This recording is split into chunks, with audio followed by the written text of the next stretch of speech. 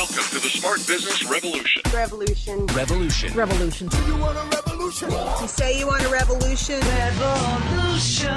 The revolution. It's going on right now. Welcome to The Revolution, the Smart Business Revolution podcast, where we ask today's most successful entrepreneurs to share the tools and strategies they use to build relationships and connections to grow their revenue. Now, your host for The Revolution, John Corcoran.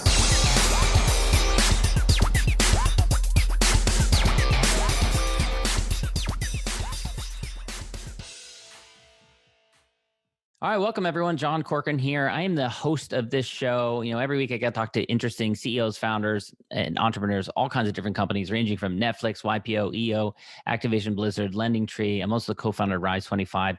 We get to connect B2B business owners to their ideal prospects. And I want to give a quick shout out to Shirin Arizi, one of our past guests on this show. She's the founder and CEO of Next Step. They help businesses to use behavioral science in their company, in their marketing. Check out hellonextstep.com. She introduced me to today's guest, who is Diana Chapman. She's the founding partner at Conscious Leadership Group and the co-author of the best-selling book, The 15 Commitments of Conscious Leadership. She's worked with over 1,000 different organizational leaders, many of their teams, to grow in self-awareness and eliminate drama in the workplace. Who doesn't want that, especially after the past year and a half that we've had with the pandemic? She facilitates leadership forums around the Bay Area for founders, VCs, and CEOs, including YPO forums and for YPO chapters worldwide. She also co-leads a training school for coaches who want to learn how to facilitate in her coaching models. And she's been a speaker a bunch of different places, including Mindful Leadership Summit, Wisdom 2.0, Stanford Graduate School, Haas School of Business, YPO, and a bunch of other places. And she, like I, lives here in the Bay Area, so we were just playing Bay Area geography. And before we get to Diana, this, of course, is brought to you by Rise25 Media, where we help B2B businesses to get clients, referrals, and strategic partnerships with done-for-you podcasts and content marketing. So if you have any questions about how to do that, give us a call or shoot us an email, support@rise25media.com. All right, Diana. So you've got this great story. 20 years ago, you are in your own words, happy housewife, happy at home with the kids in Ann Arbor, Michigan. Now you're here in Santa Cruz, California. There was a big shift. You had a conversation with your brother-in-law, which ended up being life-changing and moving to California, completely changing your direction and trajectory of your life. So tell us the story. Yeah. So my brother-in-law is a guy named Bob Shapiro, and he at the time was the CEO of Monsanto. And believe it or not, he was a very progressive leader. He was a Vipassana meditator. He was very interested in equity back then and play in the workplace and consciousness. He was studying with a lot of different mentors, both personally and professionally. And he said to me, "Hey, Diana, I've had access to a lot of mentors, and I think Gay and Kathleen Hendricks of the Hendricks Institute are the best out there in both personal and professional coaching. And I'm going to gift you and your husband $5,000. And you guys can do whatever you want with the money. However, I highly recommend you fly out to California, Santa Barbara, take a course with this couple and see what happens." So we did. We took all the money, took the courses, went out to California for the first time. I'd never even been out here. And it was a game changer. We spent 5 days learning all about these cool models and tools that would help us eliminate drama in our marriage, which I think was one of the hopes that Bob had and his wife, Camry, at the time, that we would improve our marriage. And not only did it improve our marriage, it improved our parenting. And I decided then and there, I'm going to spend the rest of my life figuring out how to get this material out to the masses, because I felt it was criminal that I didn't know about this stuff.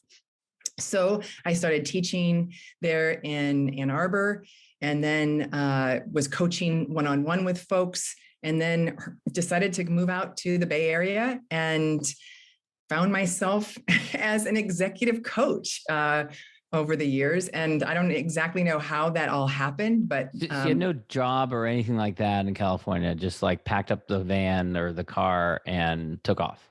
We took off. We didn't even have jobs. We just said, California's calling, let's go. And we came out here. I started a lot of trainings here in the Santa Cruz area where I live.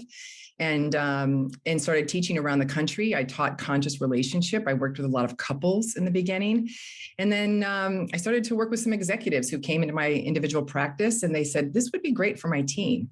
And I can remember the very first time I was at somebody's team, somebody said, in Q2. And I thought to myself, what's Q2? Like, that's how much I did not have business experience. But what I do have is I know how to teach teams to eliminate drama. I don't know much about business, although I've actually learned quite a bit over the last 20 years. But I'm good at coming in and showing individuals and teams, here's how you shift out of reactivity, which is what creates drama, and shift into a state of trust. Let me ask you, so you didn't know what Q2 was. I'm going to be devil's advocate here a little bit, right? You hadn't been like CEO of a large company or something like that. How did you go in, especially in these early days, to these organizations and say, I'm going to teach you and your team of workers how to eliminate drama? Well, I just know, all of us are just always in relationship. That's all that's going on. And whether it's relationships at home or relationships at work, they're just relationships. And I was really good at knowing how to improve relationships. So I just decided, just take what I know and how I support people at home and just apply the same thing at work. And it worked. So my job is primarily to help people first locate themselves. In any given moment, we're either in a state of trust or we're in a state of threat. And we use this model called a line, and we say you're either above the line in a state of trust or below the line in a state of threat. And the majority of us spend a good amount of our time below the line in a state of threat because we're biologically wired to. That's right. not, it's like the good or bad. amygdala and the brain that our brain is constantly looking for threats. You got it. And so we're often in threat, and that's not good or bad. But the challenge with being in threat and trying to solve issues from threat is that tends to have us recycling our issues. So my job is, first of all, to help people understand what are your threat patterns? How do you get good at locating yourself as above or below the line? And then can you just pause for a minute and recognize, oh, I'm just scared. I'm just scared. That's why I'm in threat. I believe there's a threat to my security or my control or my approval. That's all. And can I let it be okay to be scared? And then if I can, then I just check and see, am I willing to come back into a state of trust? Now, oftentimes we are not. We're not yet willing. We're still feeling scared, and that's fine. But now we're aware. We've built self-awareness, and we'll understand the consequences more clearly of trying to solve issues from a state of threat. And that's what I do all day long with people, whether it's a YPO forum or a company, team, management group I'm working with, or an individual leader. And what do you say to an individual leader who says, look, it's gotten me this far. My heightened awareness to something that might go wrong has saved me in so many different instances. Why would I want to do away with that? Great question. You might not. And so I say to folks, if it's working for you and you're not having any challenges, great, I'd keep with your program. But if you're finding your burnout, if you're finding there's a cost to your relationships at home or to your physical health, if you're finding that you'd like to be spending more time in your flow states and less time doing things out of obligation, then let's look at this model and see how we can help you shift so you can create exquisite. And that's what I'm about, is how do we create more exquisite lives by paying attention to when we're in threat and eliminate that drama that creates something less than ideal. Because when I look around, I see a lot of, quote, successful people who, have a great track record in their career and, dollars in the bank, whatever. But, many of those people are not sleeping well at night. They'd like to they're burnout. They're done with the emails. They're exhausted. And so how can we help you still create the success you want with a lot less energy? Mm-hmm. And talk about what that looks like, the types of transformations that you've seen for clients that you've worked with when they've been able to move out of that state of threat. Yeah. So first and foremost, we wrote this book called The 15 Commitments of Conscious Leadership. And basically, we are defining 15 ways people can be in a state of trust that allow them to get very open, and we say open-minded. So your mind gets more curious, open-hearted, you get more connected to yourself and others, and open in your instincts, and you're able to make more effective decisions when all three of these centers in yourself are open. So we come in and we say, where are you in reactivity? And we start with, first of all, where are you blaming? Are you blaming anybody out there? Yeah, I'm blaming my team for not giving me good feedback. Or I'm blaming my COO for not being more effective in the strategies they're creating. Or I'm blaming myself because I think we should be more successful than we are. So what very first thing is, would you stop blaming? And instead of blaming, would you start taking radical responsibility for your results? So whatever going on out there, would you start to teach me a class on how you have created that so that you recognize you're the creator rather than the victim here? So that's a big, big piece right there. Because most of us, if we look around, we're blaming. So if you've got people on your team that you are criticizing and blaming for not being as effective as they could, I ask you, teach me a course. What's your part to play in them not being as effective as they could be? And if you look, you'll find you have a responsibility there that you could take to help shift whatever's going on over there that you're complaining about. Second thing, I help people learn to let go of being right. And specifically righteous. Most of us have a lot of shoulds and shouldn'ts about how we should be, how others should be, how the world would be. And that shoulding creates a lot of drama. So I help people let go and loosen the grip of their righteousness. They still may have preferences, but they are able to start to question their minds and see how the opposites of their perspectives could be at least as true. And then third, I help people really open up their emotional intelligence. Most of us suppress a lot of our feelings. Sad, scared, and angry are three core feelings that a lot of us stuff, especially at work. So I help people learn how to open those back up and reveal those more authentically and create spaces at work where we can feel our feelings. Because so much drama would end if people could just have room to feel. And then candor. And that's requiring a big shift in many businesses and an openness amongst the leaders to allow the team to express those sorts of things, right? Yeah. And I work with a lot of startups, and they're often in grief because they had these visions of where they were going to be 1 year, 2 year, 3 years out. And it's often not the way they thought. But they're not letting themselves grieve. And so they get tired suppressing all that grief. And my experience is teams who don't grieve and let go of what was can't really fully embrace what's here now. So I think I spend a lot of time now incorporating grief into meetings. Like, hey, can we all just feel the darn of we didn't make the numbers we thought we would this time around?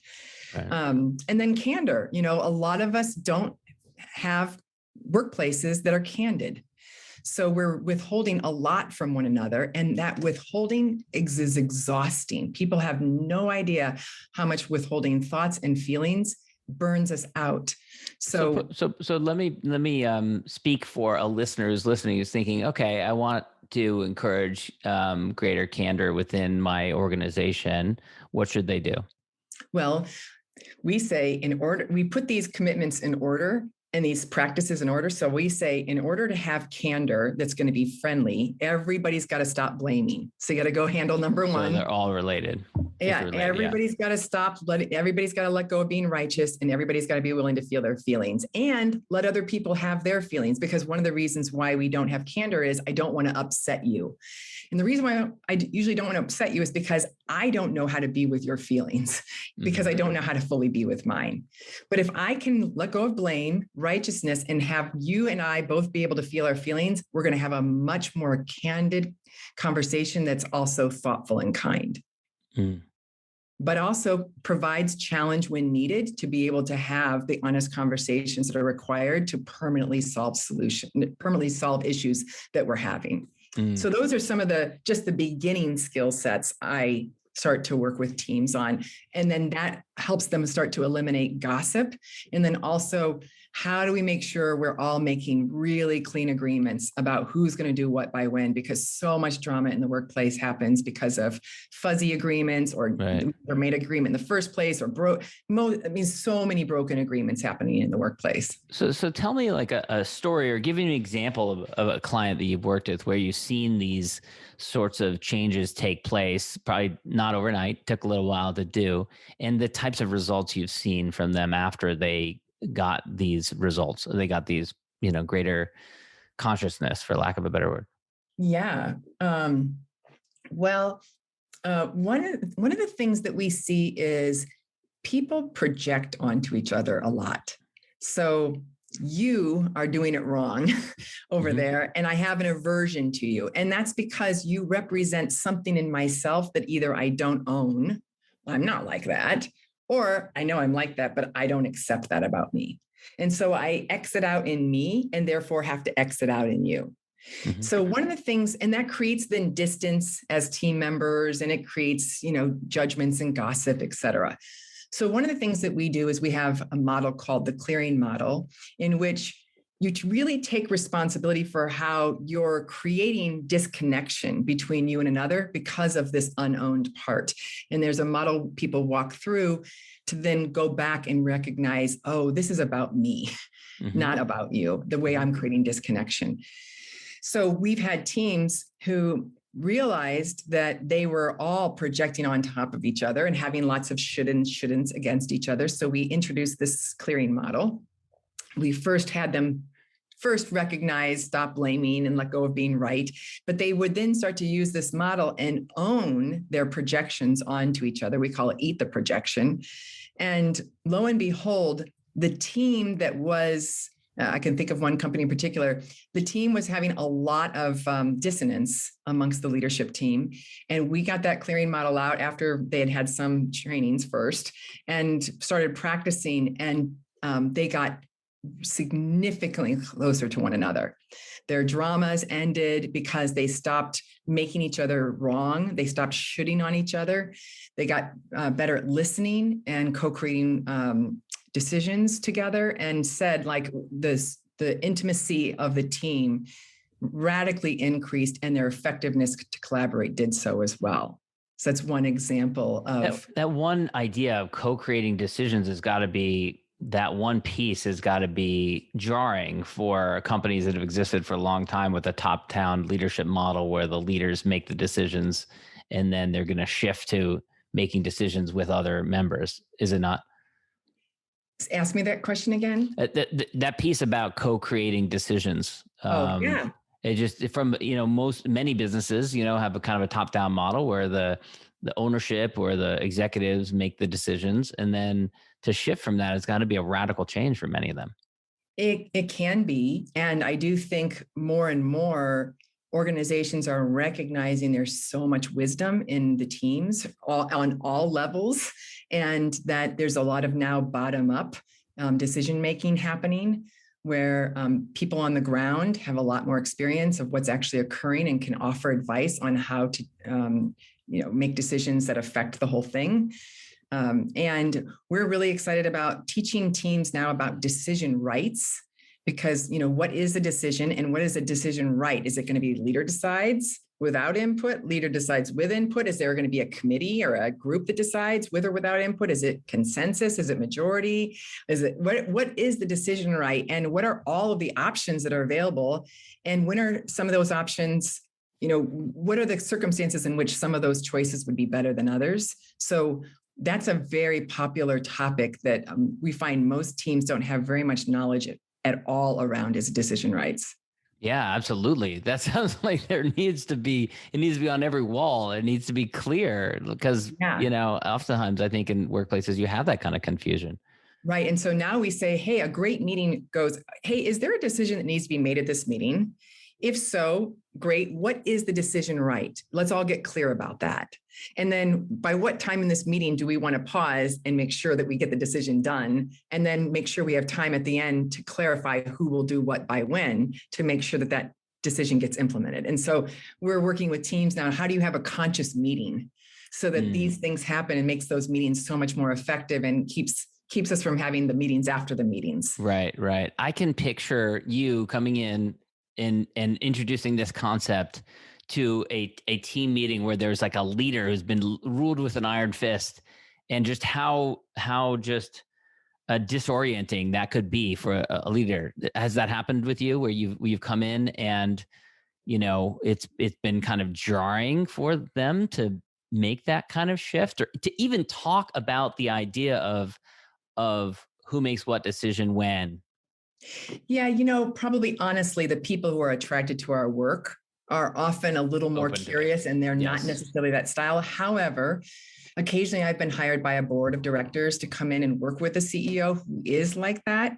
Now, they weren't necessarily excited about working. You're kind of being put into place. Yeah, that's hard. Right. And so I've come in and I've helped. And I first, though, asked them as a leader, what are you complaining about? Like, what do you not like? And oftentimes those type of leaders say, I get no support with ideation from my team. And I say, why do you think that is?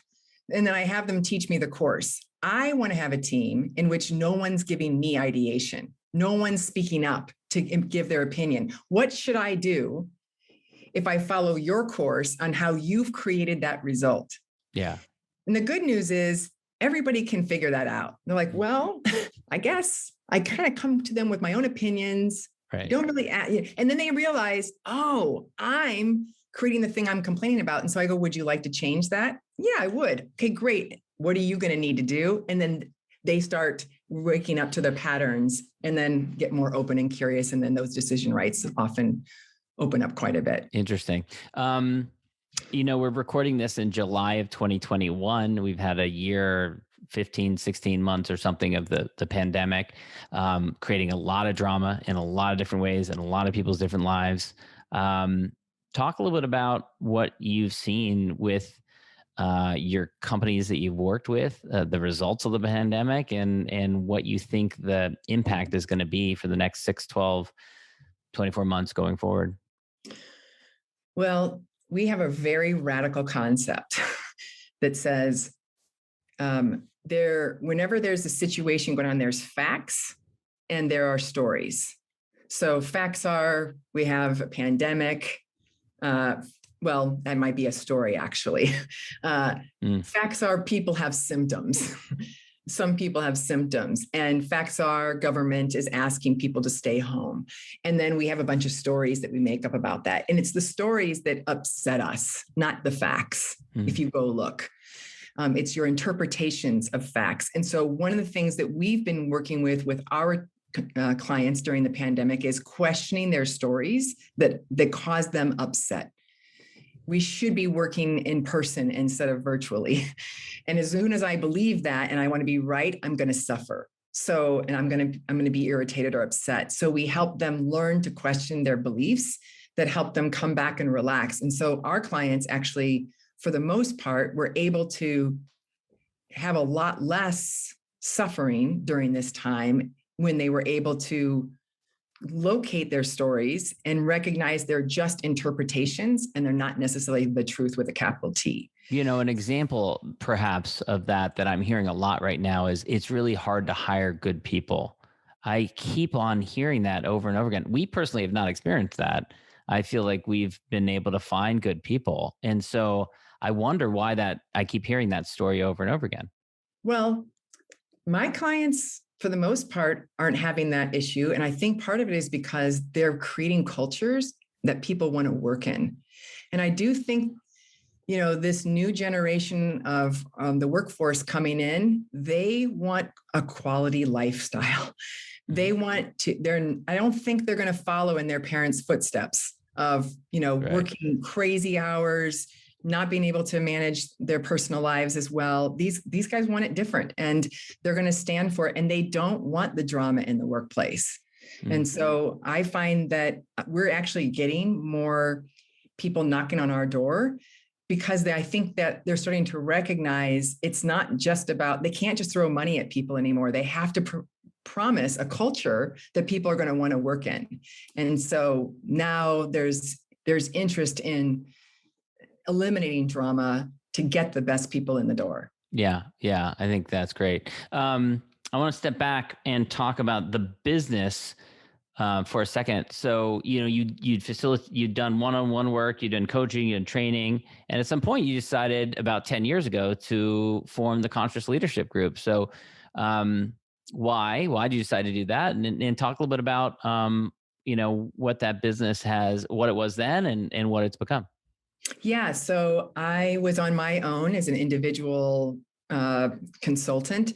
And so was my business partner, Jim Dethmer, who lives in Chicago. And we were working together sometimes, and we were starting to create some events. And it turned out that our clients actually said, we really think that you would be better to come together, bring your gifts together, and we think something bigger could happen. And the truth was, both of us were very nervous about that because we were a little tied to our identities and our own individual, check it out. But we were willing to surrender to a bigger cause of really supporting the movement of conscious leadership. So we put this organization together and have been hiring and training consultants, many of whom were our former clients, and brought them in, and now are reaching a really broad audience in all different industries across the globe.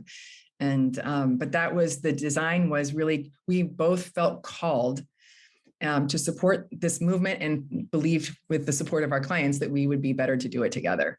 And you now have coaching, you have consulting, you have trainings, you have events, you have forums. Talk a little bit about what you offer through the company now.